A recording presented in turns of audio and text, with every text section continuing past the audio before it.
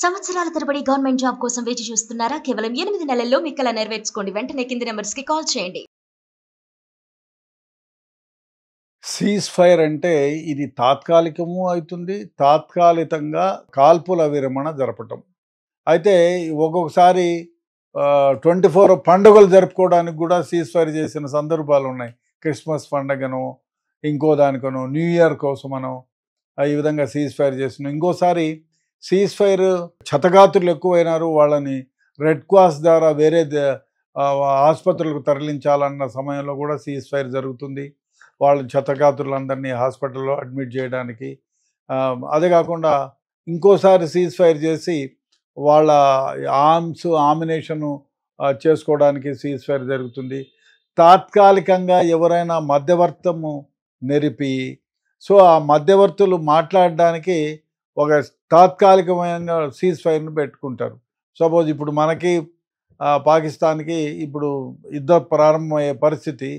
So కొంత యుద్ధం జరిగిన తర్వాత, యుద్ధం లాంటిదే జరిగిన తర్వాత ఇప్పుడు అమెరికా వాళ్ళు మనల్ని ఇద్దరిని కూడా రిక్వెస్ట్ చేసి సీజ్ ఫైర్ ఇవ్వండి అన్నారు. సీజ్ ఫైర్ 48 అవర్స్ తర్వాత ఈ 12న ఈరోజు వాళ్ళ మీటింగ్ జరుగుతుంది. ఆ తర్వాత దీనిపైన ఏం జరగాల్సింది డిసైడ్ చేస్తారు.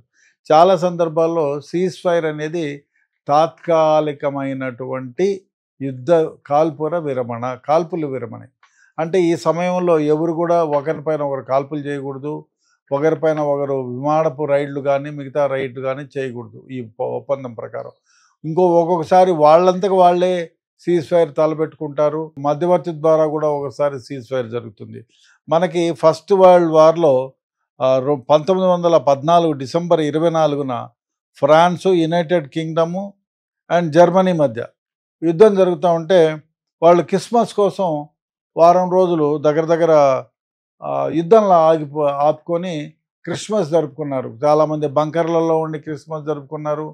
ఆ యుద్ధ వాతావరణంలోనే వాళ్ళు బయటకు వచ్చి క్రిస్మస్ ట్రీస్ పెట్టి పండగ జరుపుకున్నారు.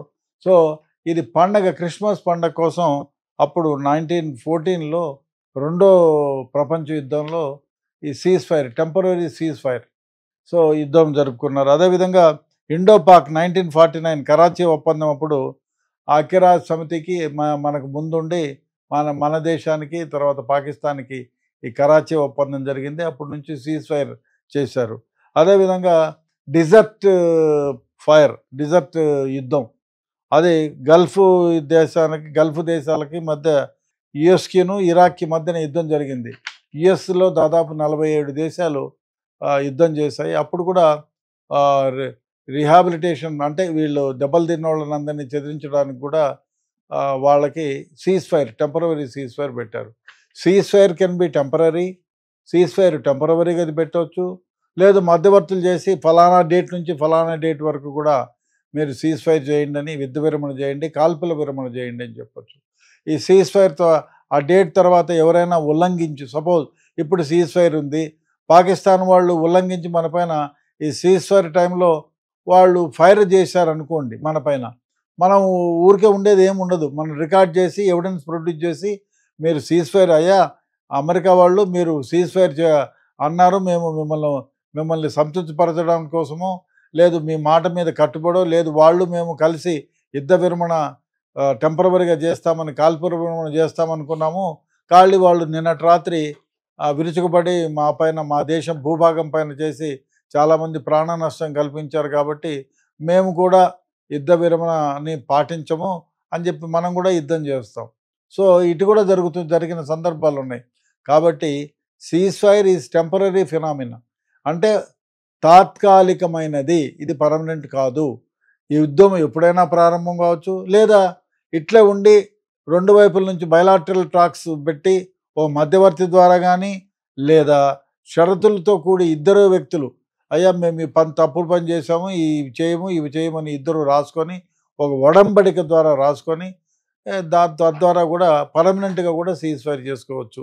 లేదా ఎవరైనా మిడిల్ మ్యాన్గా ఉండి, అయ్యా నువ్వు ఈ పని చేయండి, మీరు ఈ పని చేయండి, మీరు అన్యాయంగా వాళ్ళ దేశంలోకి చొరబడ్డారు, ఫలానా భూభాగాన్ని మీరు తీసుకున్నారు, ఆ భూభాగాన్ని మళ్ళీ వెనక్కి ఇచ్చేయండి అని చెప్పి మధ్యవర్తిత్వం నడిపి ఈ సీజ్ ఫైర్ని యుద్ధ విరమణగా కూడా చేయవచ్చు. సో కాబట్టి ఇప్పుడు భారతదేశంలో జరిగినటువంటి మనకి పాకిస్తాన్కి మధ్యన అమెరికా ఉండి చేసిన ఈ సీజ్ ఫైర్ ఓన్లీ టెంపరవరీ.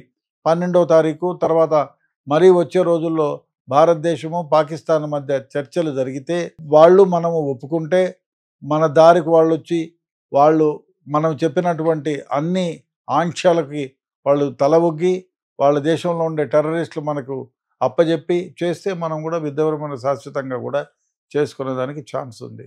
కాబట్టి it is a temporary phenomena. Cease fire is a temporary, war stopping of firing అనేదే ఇది. అంతేగాని యుద్ధం విరమించుకున్నట్టు కాదు.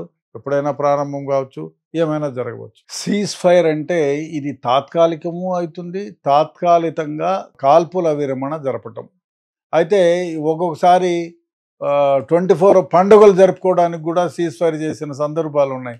క్రిస్మస్ పండగను, ఇంకో దానికనో, న్యూ ఇయర్ కోసమనో ఈ విధంగా సీజ్ ఫైర్ చేసిన. ఇంకోసారి సీజ్ ఫైర్ క్షతగాత్రులు ఎక్కువైనారు, వాళ్ళని రెడ్ క్రాస్ ద్వారా వేరే ఆసుపత్రులకు తరలించాలన్న సమయంలో కూడా సీజ్ ఫైర్ జరుగుతుంది.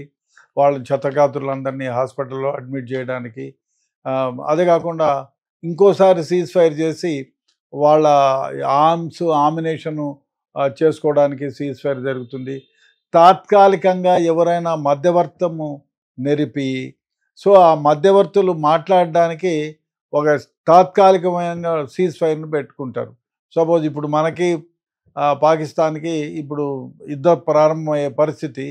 సో కొంత యుద్ధం జరిగిన తర్వాత, యుద్ధం లాంటిదే జరిగిన తర్వాత ఇప్పుడు అమెరికా వాళ్ళు మనల్ని ఇద్దరిని కూడా రిక్వెస్ట్ చేసి సీజ్ ఫైర్ ఇవ్వండి అన్నారు. సీజ్ ఫైర్ 48 అవర్స్ తర్వాత ఈ 12న ఈరోజు వాళ్ళ మీటింగ్ జరుగుతుంది. ఆ తర్వాత దీనిపైన ఏం జరగాల్సింది డిసైడ్ చేస్తారు. చాలా సందర్భాల్లో సీజ్ ఫైర్ అనేది తాత్కాలికమైనటువంటి యుద్ధ కాల్పుల విరమణ.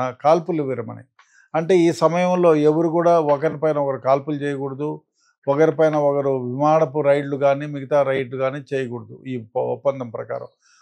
ఒక్కొక్కసారి వాళ్ళంతకు వాళ్ళే సీజ్ ఫైర్ తలపెట్టుకుంటారు. మధ్యవర్తి ద్వారా కూడా ఒకసారి సీజ్ ఫైర్ జరుగుతుంది. మనకి ఫస్ట్ వరల్డ్ వార్లో 1914 డిసెంబర్ 24న France, united kingdom and Germany మధ్య యుద్ధం జరుగుతూ ఉంటే వాళ్ళు క్రిస్మస్ కోసం వారం రోజులు దగ్గర యుద్ధంలో ఆపుకొని క్రిస్మస్ జరుపుకున్నారు. చాలామంది బంకర్లలో ఉండి క్రిస్మస్ జరుపుకున్నారు. ఆ యుద్ధ వాతావరణంలోనే వాళ్ళు బయటకు వచ్చి క్రిస్మస్ ట్రీస్ పెట్టి పండగ జరుపుకున్నారు.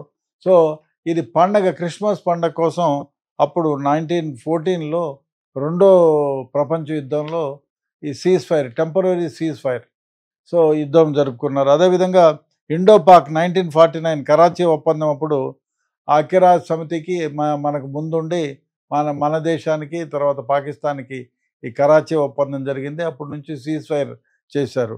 అదేవిధంగా డిజర్ట్ యుద్ధం, అది గల్ఫ్ దేశాలకి మధ్య యుఎస్కిను ఇరాక్కి మధ్యన యుద్ధం జరిగింది. యుఎస్లో దాదాపు 47 దేశాలు యుద్ధం చేశాయి. అప్పుడు కూడా రిహాబిలిటేషన్ అంటే వీళ్ళు దెబ్బలు తిన్న వాళ్ళని అందరినీ చెదిరించడానికి కూడా వాళ్ళకి ceasefire, temporary ceasefire పెట్టారు. Ceasefire can be temporary, ceasefire టెంపరరీగా పెట్టవచ్చు, లేదు మధ్యవర్తులు చేసి ఫలానా డేట్ నుంచి ఫలానా డేట్ వరకు కూడా మీరు సీజ్ ఫైర్ చేయండి అని, యుద్ధ విరమణ చేయండి, కాల్పుల విరమణ చేయండి అని చెప్పచ్చు.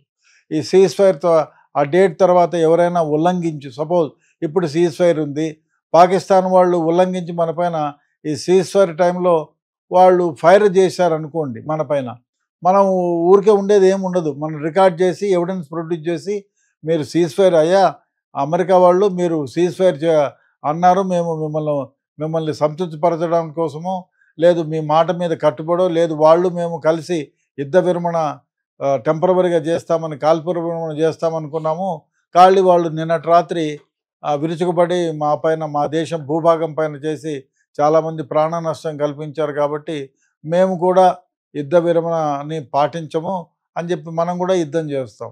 సో ఇటు కూడా జరిగిన సందర్భాలు ఉన్నాయి. కాబట్టి cease fire is temporary phenomena, అంటే తాత్కాలికమైనది, ఇది పర్మనెంట్ కాదు.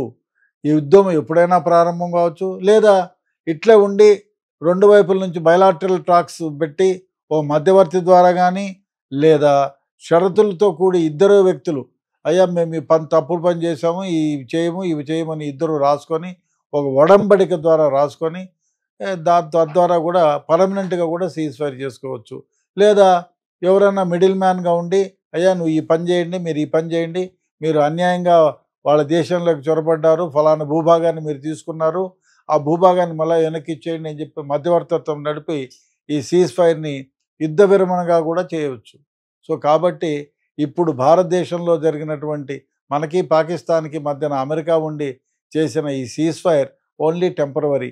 12వ తారీఖు తర్వాత మరీ వచ్చే రోజుల్లో భారతదేశము పాకిస్తాన్ మధ్య చర్చలు జరిగితే వాళ్ళు మనము ఒప్పుకుంటే మన దారికి వాళ్ళు వచ్చి వాళ్ళు మనం చెప్పినటువంటి అన్ని ఆంక్షలకి వాళ్ళు తల ఒగ్గి వాళ్ళ దేశంలో ఉండే టెర్రరిస్టులు మనకు అప్పజెప్పి చేస్తే మనం కూడా యుద్ధ విరమణ శాశ్వతంగా కూడా చేసుకునేదానికి ఛాన్స్ ఉంది.